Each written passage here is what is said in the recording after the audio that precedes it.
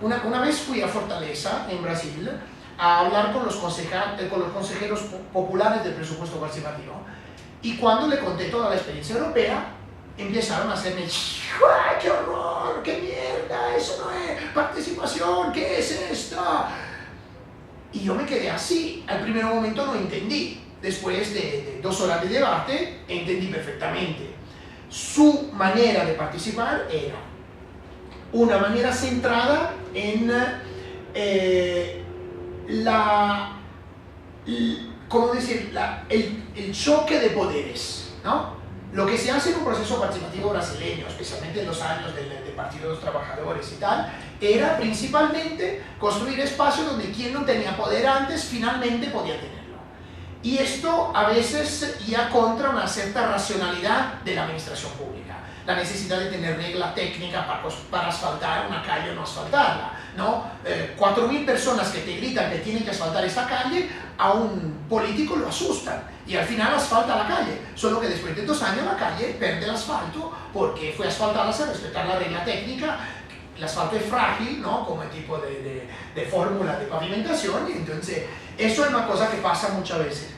Cuando vine a Colombia, en varios eventos en que hablaba de presupuesto participativo, la gente europeo, esta misma cosa que había sido considerada nada por los brasileños, la gente colombiana me decía, qué maravilla, y tal. Yo decía, pero ¿cómo qué maravilla? Ustedes tienen una de las redes de presupuesto participativo más amplia del planeta y están a decir que estas cositas que hacemos en Europa son buenas. Y ellos decían, sí, porque esta tiene metodología. Y después decían, sí, porque esta no está centrada en las instituciones organizadas de la sociedad, están centradas en el individuo. Entonces, yo que no me siento parte de nada, que no me reconozco en un movimiento ambientalista, en una iglesia, en un partido, yo aquí me siento a gusto. En lo nuestro de Colombia no me siento a gusto porque son cabildos que reúnen grupos que ya es 20 años que se reúnen y yo me siento fuera de esta familia. Entonces, la entendí que realmente el mismo objeto, aparentemente, puede ser interpretado en forma tan grande en relación con la cultura precedente, con la que son las experiencias participativas anteriores, que se puede equivocar en la construcción y al final, ¿cómo decir?, no disfrutar todo el potencial de innovación que la innovación participativa tiene, porque se remarca demasiadamente la necesidad de continuidad con el modelo anterior. Entonces a veces se tiene que hacer una elección, es decir, tenemos que presentarlo como un modelo totalmente nuevo, ¿no? O continuamos lo que habíamos en el pasado. Y esto puede crear en la participación exclusiones nuevas. Ahora, en la mayoría de los casos nosotros hacemos participación para completar la que Bobbio llamaba las promesas no realizadas de la democracia, ¿no? Entonces, queremos completar, por ejemplo, cuando trabajamos con jóvenes, es porque los jóvenes no pueden votar. Entonces, si trabajamos con jóvenes de 6 a 18 años, le estamos dando un espacio político que las instituciones no le dan en la democracia representativa. O lo mismo con los inmigrantes que viven en un territorio, no pertenecen al país, entonces no votan, pero en cuanto a habitantes de un territorio pueden participar. Y entonces, a veces reproducimos estas exclusiones. Por ejemplo, ese es un proceso de participación ligado a la accesibilidad de ciudades españolas, son los planes de accesibilidad. Bueno, los portadores de deficiencias físicas participan, los de deficiencia mental son representados por su familia. Entonces, una vez que me pasó en un proceso de esto, que un técnico municipal dijera, pero queremos hablar ahora de la sexualidad de los portadores de deficiencia mental, las familias dijeron, no, esto no es un tema del Estado, es un tema de la familia, proyectaron su tabú encima del proceso participativo y estos pobres fueron excluidos de la democracia representativa y de la democracia participativa, con alguien que decía de representar. Una vez trabajando en Francia me pasó un chico súper enfadado de Tunisia que gritaba contra el alcalde diciéndole, usted está usando como referencia para mí la comunidad tunisiana y yo soy homosexual y ateo y la comunidad tunisiana a mí me considera el diablo, entonces no me puede representar con alguien que tiene reglas para representación y que a mí no me representa. Entonces, esta cuestión del choque entre el individuo y la comunidad, yo la he tenido mucho trabajando en Nariño en los resguardos indígenas. Los responsables indígenas tienen toda una historia de método de decisión consensual colectiva que excluye completamente el individuo diferente.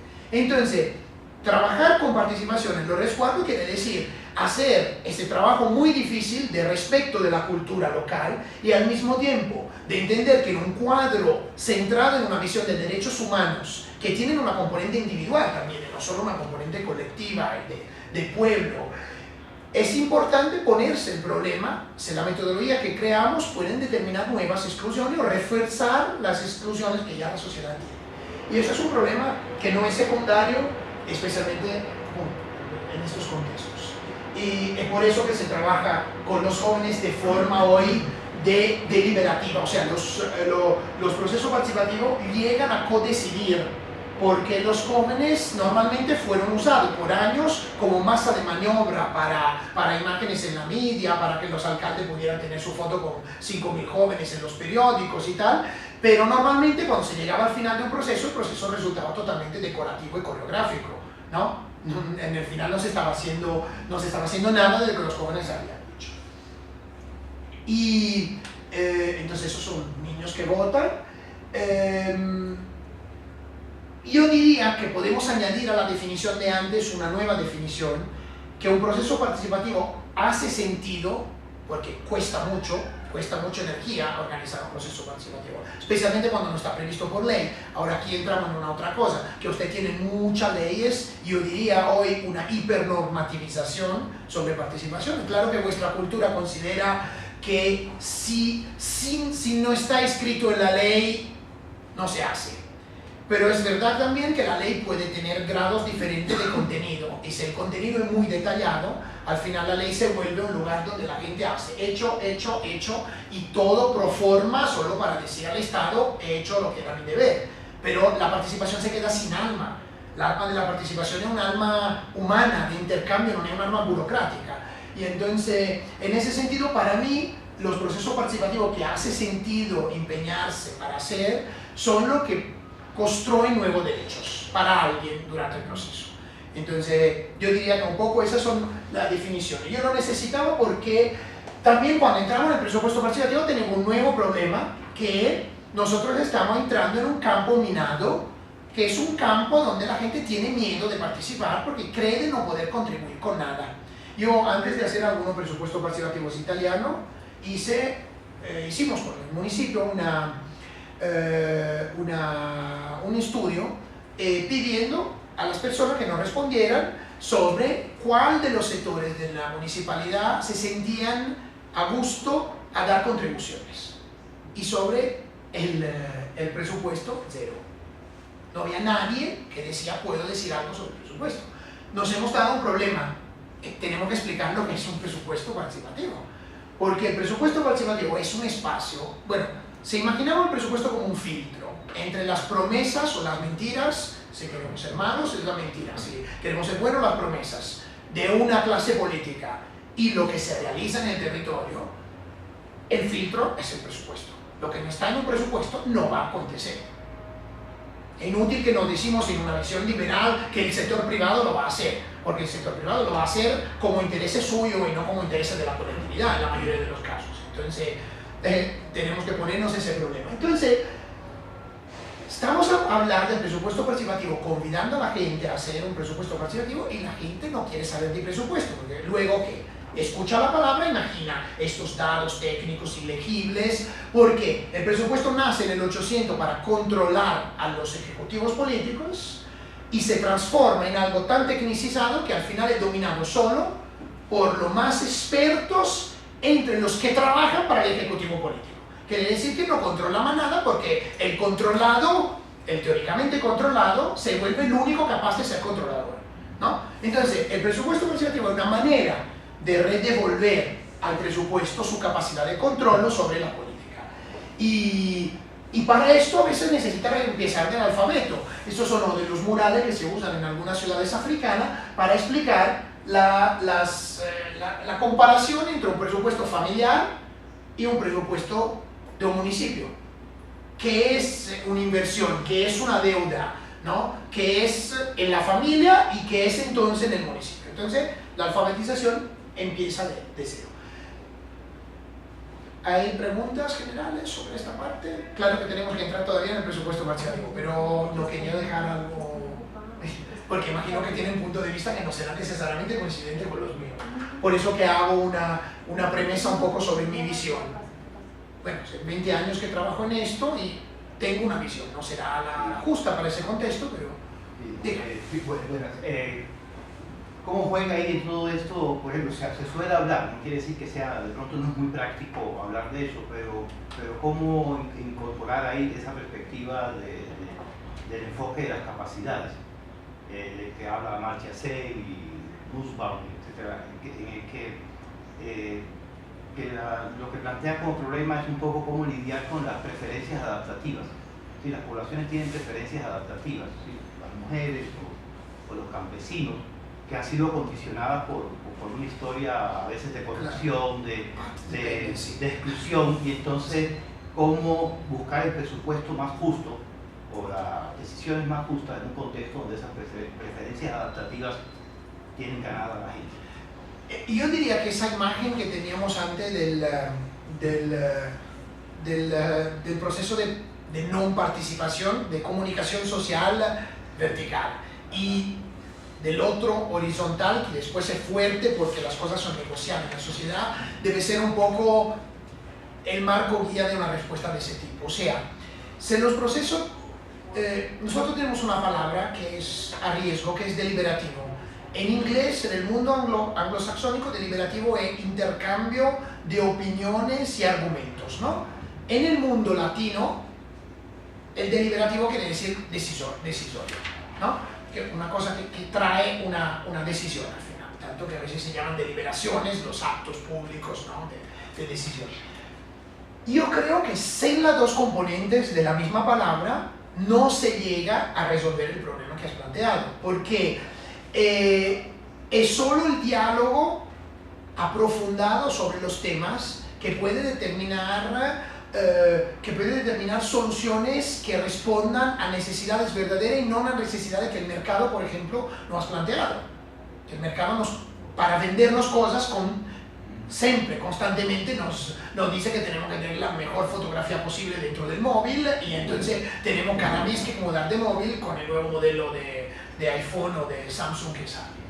Entonces, yo voy a hacer un ejemplo. Por ejemplo, muchos procesos de esos de presupuesto participativo son construidos de forma que la gente haga una propuesta y la vote, punto. En eso se olvida que necesita una fase de discusión, porque la fase de discusión es que nos da la dimensión física de los objetos que vamos a construir. En Lisboa, el primer año de presupuesto participativo, se decidió, y eso fueron la lobby ambientalista que participó en masa, que 2 millones de los 5 de euros que el municipio de Lisboa ponía a disposición se usaban para ciclovías. ¿Ok? ¿Cómo se llama ciclovías? Pistas de bicicleta. Punto. Acabó. El municipio se fue con sus arquitectos y sus ingenieros a pensar, probablemente sus abogados, a pensar cómo hacer las pistas. Solo le habían dado los lugares, más o menos, las zonas, ¿no? Los barrios y el valor. Entonces, hay dos maneras de hacer la pista de bicicleta. La de deporte. La de deporte se hacen en los parques, ¿no? Y la gente puede ir tranquilamente. La otra son más difíciles porque tienen que robar aparcamientos, tienen que interferir en la ciudad, en las entradas de las casas, en el diálogo con los coches, ¿no? De las calles que entran en la pista y tal. Entonces, lo que pasó es que eso no se discutió. El municipio pensó, vamos a hacerlas más fáciles. Los parques ya son públicos, le pintamos una cosita de rojo y hacemos 40 kilómetros. Solo para decir, en ese año solo había 10 kilómetros de pistas de bicicleta en Lisboa. 10 años después, gracias en parte al presupuesto participativo, hay 128 kilómetros de pistas en Lisboa. O sea, más de 1000% de la pista que había originariamente. Entonces, los procesos pueden dar también una indicación y transformar las políticas, pero aquí se estaba discutiendo de lo que se había discutido. El proceso se había limitado a decir lo que hacer y no cómo.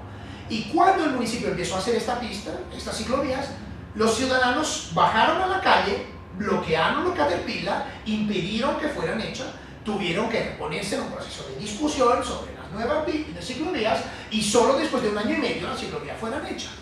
Pero naturalmente en todo eso hubo un desgaste político enorme, porque la desconfianza de los ciudadanos en la política que había intentado el camino más corto y más fácil fue enorme. Bueno, entonces siempre en los procesos participativos llegamos a decir unas cosas y acaban haciéndola como quieren ellos, ¿no? Entonces, si el proceso es hecho para reconstruir confianza, tiene a cada paso que pensar lo que puede introducir nueva desconfianza, ¿no? Entonces yo creo que un poco sea por allí la cuestión. Necesitan espacios de discusión.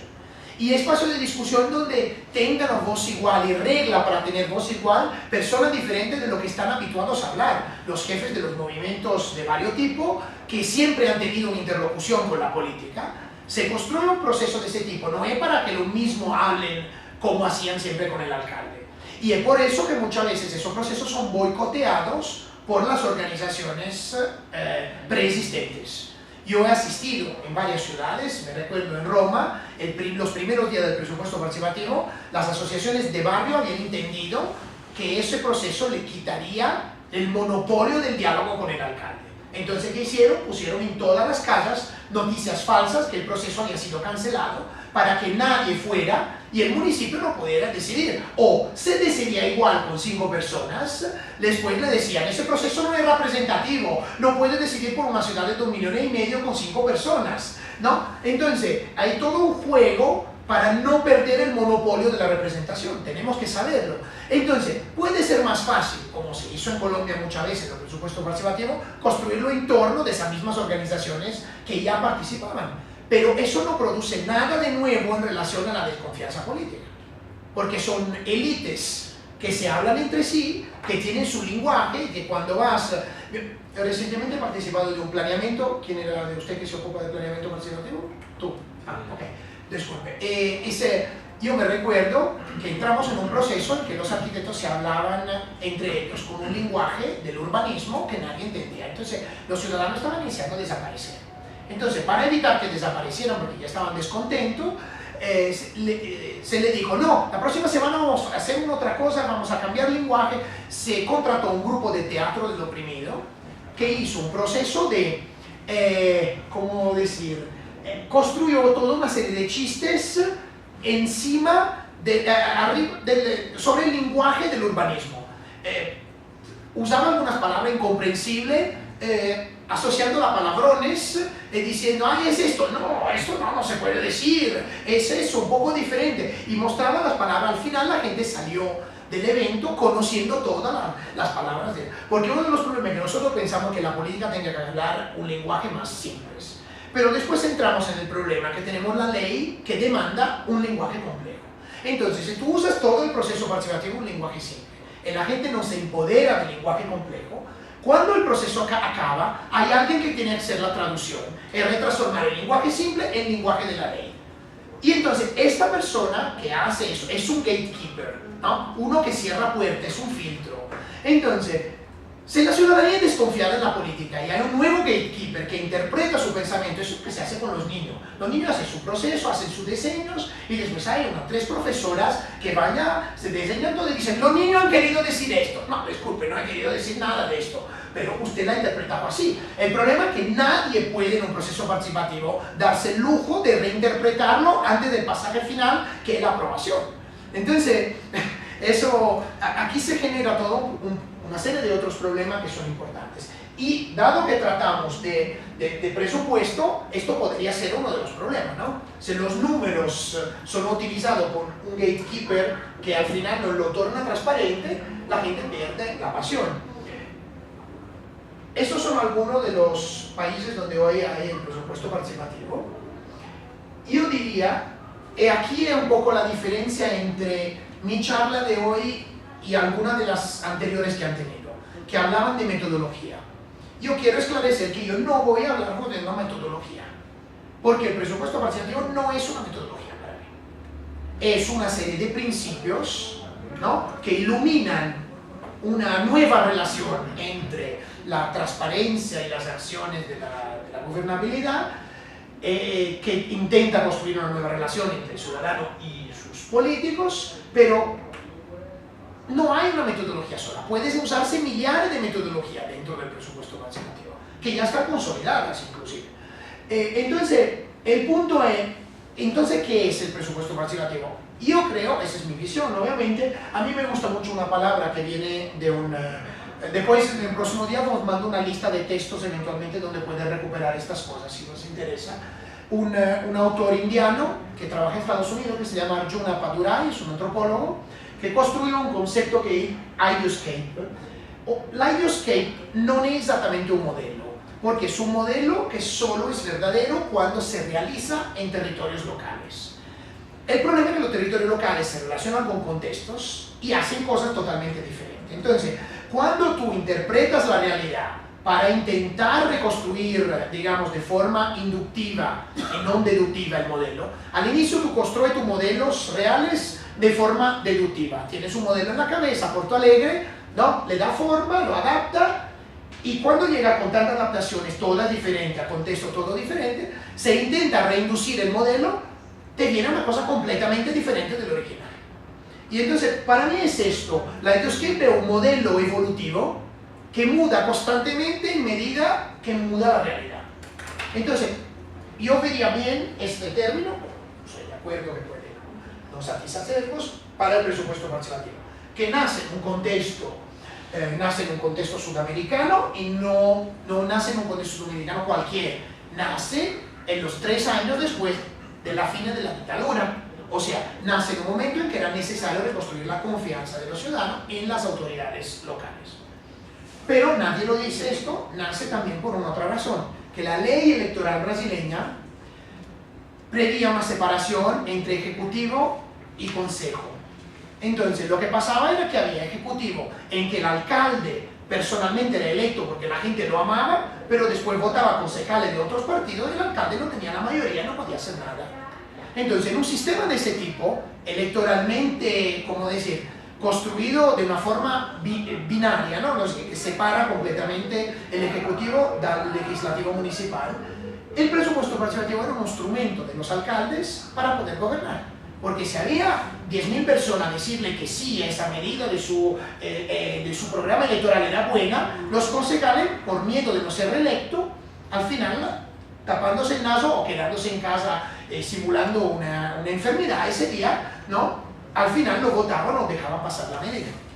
Y eso es importante recordarlo, porque a veces puede ser usado de forma táctica un proceso participativo, como fue usado en algunos de los casos brasileños.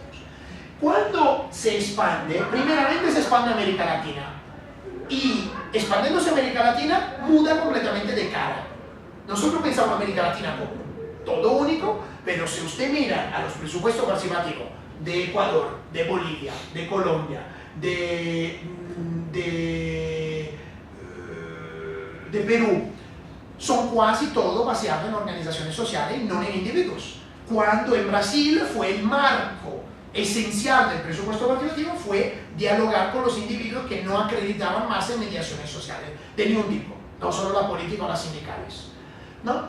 Cuando llega a Europa, y el primer lugar donde llega, cuando llega a Europa en el 2001-2002, o sea, 11 o 12 años después de Brasil, llega a través de los foros sociales mundiales, entonces administraciones de extrema izquierda y tal, que miraban a América Latina. No por caso eran administraciones de España y de Italia, dos países que acreditan en el diálogo con la América Latina, porque países más colonialistas que han tenido una tradición tienen dificultad a aceptar de ex colonias que se pueda aprender algo. Italia no ha tenido colonia en América Latina, España las perdida hace mucho tiempo, y los movimientos españoles e italianos eran lo que más estaban dispuestos a aprender, y ya lo hacían desde 15 años, ¿no? Todos los consejos de Nicaragua que eran copiados de Costa Rica, que eran copiados en Europa en los años 70 y 80, ya tenían una historia de eso. Solo un caso que la Alemania aquí era muy diferente, porque el presupuesto participativo nació en un diálogo con la Nueva Zelanda, a través de una red de esa que se llama Cities of Tomorrow, una cosa totalmente centrada en la gobernanza, que no tenía ni una inspiración, digamos, democrática, era una medida de funcionar mejor de los... Tiene un corte administrativo, cómo hacer funcionar mejor y cómo reducir la deuda de los municipios. Los municipios alemanes eran completamente endeudados y necesitaban cortar. Entonces el presupuesto participativo alemán nace para reducir la deuda, y para hacer esto tiene que discutir con la gente qué cortar en el presupuesto público. O sea, el vaso medio vacío y no el medio lleno.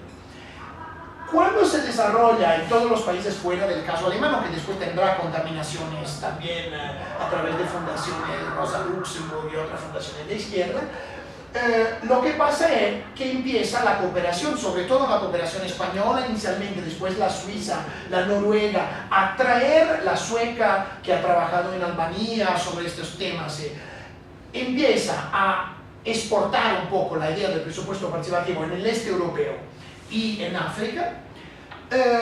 Lo que es interesante es que no hay un diálogo directo, fuera de algunos pequeños casos, con América Latina. Entonces, la mediación se da a través de los colonialistas de Europa, que pero tienen una cosa, tienen un proceso mucho más débil en términos sociales, de inclusión, de redistribución. Son procesos pequeñitos que discuten 5 o 10%, no discuten 100% de las inversiones como el Brasil y tal, pero son mucho más cuidadosos del Brasil en las metodologías de inclusión.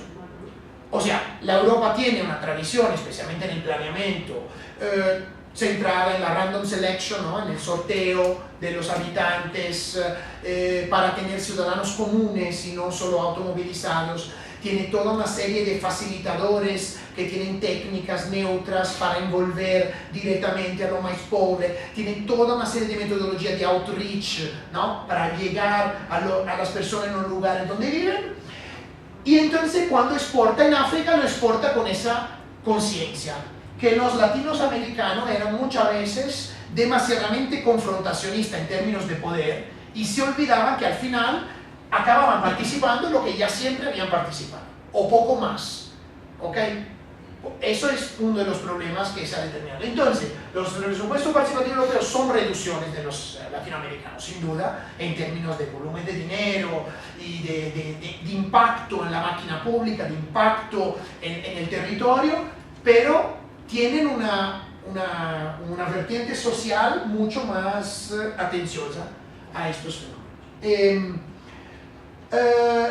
Ahora, ¿todos saben qué es más o menos presupuesto participativo o alguien necesita una definición? No hay nada mal, si no lo saben. Pues ¿Se sienten a gusto?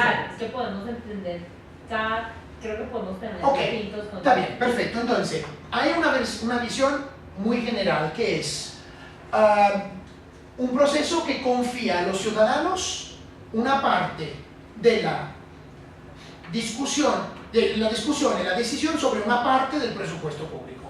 O, esta es una definición dada por la PB Unit de Inglaterra, de un otro presupuesto que lo impacte al ciudadano. Aquí hay dos cosas. Primero, ciudadano es una palabra errada, porque ciudadano da la idea de una pertenencia nacional que se proyecta en el territorio local, o sea, alguien con derechos, ¿no? Que incluyen los jóvenes que son ciudadanos también, pero que no pueden votar en otra forma. En vez no, el presupuesto participativo se pone desde luego ese objetivo de participar de la construcción del derecho a la ciudad, donde el sujeto del derecho no es lo que ya tenía derechos, sino es lo que ayuda a construir la economía y la cultura de un territorio. Entonces, ¿quién vive? El habitante. Se pasa, ¿no?, del ciudadano al habitante como elemento central del presupuesto participativo. El segundo elemento es el otro presupuesto que impacte la vida del ciudadano. ¿Por qué? Porque la transformación de la gobernabilidad de las instituciones públicas se ha dado en un sentido de externalización de los servicios, ¿no?, de privatización, en que muchos servicios públicos son dados a través de otros actores, empresas público-privadas en muchos casos, pero que fueran construidas por ser cuerpos separados del presupuesto municipal. Entonces, si yo paradoxalmente, como pasó en la ciudad de Córdoba en España, empiezo a quitar a la máquina municipal toda una serie de funciones que doy a empresa, la gestión de la casa social, ¿no? de las habitaciones sociales, la gestión del turismo, la gestión del medio ambiente, la gestión del agua, del gas, de la luz, empiezo a separarla, ¿qué se me queda como municipio? ¿Qué hago yo? Entonces, si yo digo, como hacía Córdoba, hago un presupuesto participativo, pero se quedan fuera todas las empresas públicas y público-privadas, al final decidiría sobre qué, la manutención de los jardines y la pavimentación de la calle. Pero eso puede no ser la prioridad del ciudadano, entonces puede no capturar la atención del ciudadano. Entonces es importante que una entidad pública que coordena toda una serie de cosas ponga abajo del presupuesto participativo eso. En términos de ingresos, otra cosa, los ingresos van bajando en el tiempo, ¿no? Los ingresos de los municipios, tendencialmente. Entonces, ¿de dónde pega el municipio las cosas que hace? Normalmente de la venta del territorio a las empresas. O sea, construcción de centros comerciales, de conjuntos residenciales y tal. ¿Qué le llega en cambio de eso? No necesariamente dinero en términos de presupuesto, paga la concesión, no. Le pueden llegar cosas que el privado hace, calles, escuelas, parques, aparcamientos, y que después pasa en propiedad al municipio. Pero lo construye el privado para ser más rápido, porque el público sabe que construir un parque desde el público necesita 4 años y construir desde el privado 5 meses o un año. Entonces, el público deja que el privado haga y después me pasa la propiedad cuando terminas. Así tengo problemas menos. Entonces, si yo no considero en el presupuesto estas otras cuentas, yo empiezo a tener un presupuesto participativo sobre la nada, porque al final tengo un dinerito que me sirve para hacer pequeñas cosas solo. Entonces, eso es la otra cosa. Ok, el nombre no necesita entonces. No somos nominalistas, ¿ok? Hay mucho presupuesto participativo que se llaman así y que no tienen nada de presupuesto participativo, y hay muchos que no tienen ese nombre porque tienen miedo de comunicar algo errado al ciudadano, mas que en la realidad funcionan bien como un presupuesto participativo. Solo este proceso se llama You Decide, quiere decir calle por calle, nombres diferentes, mas que quieren dar una idea de lo que se hace. En términos de modelo, hay 3 abordajes del presupuesto participativo. El territorial, dividir un territorio en varias partes. ¿Qué es positivo de esto? Yo, por ejemplo, he entrevistado a muchas oposiciones políticas que criticaban el presupuesto participativo y le preguntaba, si hay una cosa que salvar de lo que fue hecho, ¿qué es? Y la respuesta era siempre la misma, de los modelos territoriales. El hecho que cada barrio tiene su dinero para hacer algo. Y anteriormente lo que pasaba es que algunos barrios recibían todo y otros barrios no recibían nada. Ahora cada barrio tiene su dinero y en cada barrio se hace algo. O sea, el presupuesto participativo territorial, con enfoque territorial, tiene una redistributividad natural. Eso es muy importante, porque es reconocido por las oposiciones también. Es equilibrante, ¿no? Para un territorio que normalmente concentra las inversiones singulares. Temático. ¿A qué sirve? Temático se hace solo sobre algún tema. ¿A qué sirve? En los lugares donde no se logra la atención de la población. Por ejemplo, por exceso de desconfianza. ¿Dónde se hace? Se hace una encuesta antes. ¿Puedo? Se hace una encuesta antes para saber de los ciudadanos sobre qué tema aceptarían de dedicar 1 hora por semana o 2 horas o 3 horas por mes para discutir temas públicos. Y se ve cuáles son los temas, son muy diferentes. Estas encuestas a veces se hacen en las asociaciones de municipio. Me dijeron que en Suecia el tema ambiental era uno de los primeros. En Italia ni un ciudadano daría 1 hora de su vida para ir a discutir temas ambientales, ¿no? Entonces eso es muy cultural. Por eso que es importante hacerlo, puede ser local. Por ejemplo, yo en Venecia hice esta pregunta y me salió un resultado que nunca había pensado en un barrio, que el miedo de las, ¿cómo se llama? El riesgo industrial. Era un barrio que tenía muchas empresas de química y donde la gente tenía Miedo que al momento de una explosión no funcionara los mecanismos de alarme, o que las casas no fueran celadas bastante y le entraban los venenos dentro de la ventana, y la gente estaba traumatizada por eso y quería discutir eso. Seguridad industrial. Y entonces, por eso es importante testarlo antes. Hay una otra razón que no es totalmente política. Usted tiene un grupo de partidos que gobiernan. Un de los partidos impone la idea de la participación y a los otros no les interesa. No se va adelante a menos que no se haga un pacto político. Yo conozco muchas ciudades que lo han hecho de esta forma. El partido minoritario le dice: yo me llevo la participación, pero usted la hace primeramente en mi sector, los sectores que son gobernados por ese partido. Después se sale bien el primer año, nos damos una serie de indicadores, se sale bien. El próximo año lo tienen que ampliar a 4 delegaciones, secretarías de otros partidos. Entonces eso sirve a veces para empezar a concentrar en lugares donde se pueda producir efecto, porque si empieza el presupuesto participativo en una delegación en mano a una persona que no acredita en él, es muy difícil que tenga efectos. Y el actorial es centrado sobre todo en actores específicos. Por ejemplo, el año pasado fui a Malasia a ver una experiencia súper interesante de presupuesto participativo de mujeres, que intentaba juntar la idea del presupuesto participativo el presupuesto participativo a la idea del ¿cómo se llama? Enfoque, sí. Nosotros tenemos unos presupuestos de género que son mecanismos a veces que no son preliminares, son a posteriori. O sea, a cada año se analiza el presupuesto del año pasado, se ve lo que se ha gastado en las varias secretarías y se dice cuáles de estas cosas en todos los sectores han contribuido a la igualdad de género. Pero esto no es un enfoque donde se decide. Muchas veces es un enfoque de análisis de lo que se ha hecho para intentar mejorar las políticas. Entonces, este presupuesto participativo solo permitía a las mujeres y a los jóvenes de participar. Y las cosas que salieron fue una cosa muy básica.